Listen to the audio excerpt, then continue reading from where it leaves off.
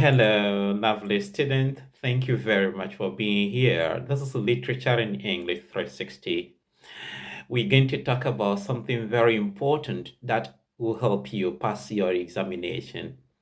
Well, in the last video, I was able to help you see how to write only a suitable introductory paragraph to a question on prose. You'll remember. If you haven't yet watched that video, then I beg you, go and watch that video because it's going to be the foundation upon which I'm going to build this video. But today, hey, we're going to enjoy a full-grown essay question from head to toe. I'll take you through the introductory paragraph, what should be included.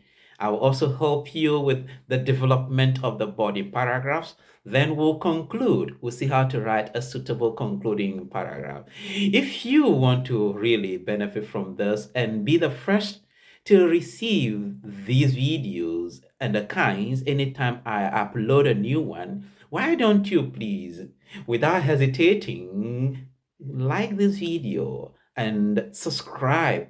That would be the right choice to make. Let's begin. The question we want to consider today is on African drama, The Lion and the Jewel. You heard me right. Are you ready?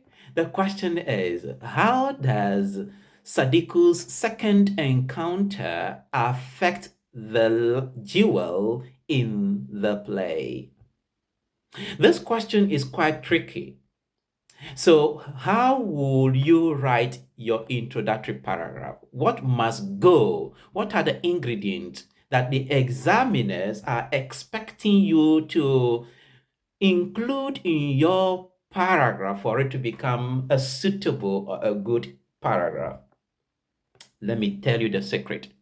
The secret is that the first thing you must do is to state a theme that is related to the question said. Point number one, look at the question yourself and determine a theme, a central idea behind the subject matter that you think is related to the question said. The second element, ingredient that must go into that introductory paragraph, of course, this time, there's no key terminology or figure of speech to define. So don't talk aplenty. What must you do? You need to identify the character or characters in this question. This question has how many characters, dear student? One or two? There are two. So talk about these characters, introduce them to the examiner. So we have, first of all, Sadiku. Who is she according to the play? And the second character is tricky, the jewel. Who is a jewel? Your inability to identify the jewel will cause you, because there is a sense that we want to see if you really read the text. That is why the examiner said the question like that. So the jewel here should be identified, and it's no person than Sidi. Yes. Now, after talking about the two characters, then you need to have what we call a thesis statement that is stating what question we are answering. What is this essay is going to talk about? The significance, in other words, the second encounter between Sadiku and Sidi, how does it affect the latter?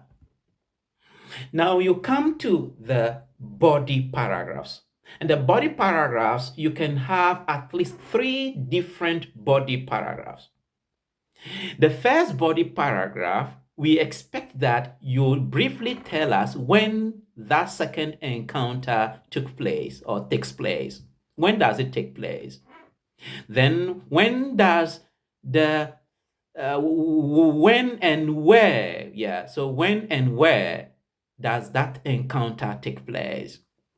Then you can also talk about the kind of discussion or discussions that go on between the two characters.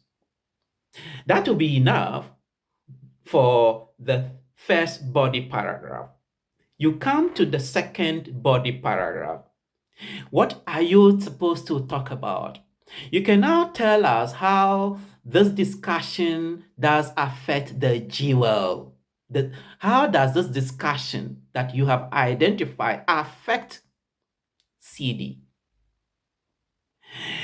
Does it make CD long to go to the lion who is Baraka? Does it make her become more curious and takes an action? She walks to the house, and when she walks to the house, what does she see? What happens? Then the third body paragraph is very crucial to this question. That's where you need to really hold the bull by the horn. This is where you need to kill the cat, as it were. This is where CD finally becomes a prey to Baraka. She becomes a victim to the Baraka's trick and plot through Sadiku. And this is the time that Baraka has managed to de-virgin or break her virginity. Then, having talked about all that, describing the situation nicely in very nice language, preferably using the present tense because you are reliving the literary work, you now come to the concluding paragraph, a different paragraph, concluding paragraph. And this concluding paragraph should be seen to be stating something that you have seen in the question and you said in the introductory paragraph. The concluding paragraph should be saying that the second encounter between Sadiku has led to the falling of CD to the plot or to the prey that Baraka has said. So you see, your concluding paragraph should be a paragraph that, as it were, is affirming, is strongly affirming what the question has said, and you have what? Taken the examiner through. I beg you, sit down and practice. Practice. Practice. When you practice, show it to that teacher that you have confidence in. And make sure you write an essay that is not more than 2 pages on this question. Remember the Chinese proverb that I gave you some time ago. You will better understand when you practice or you do. Enjoy your day and see you in the next video.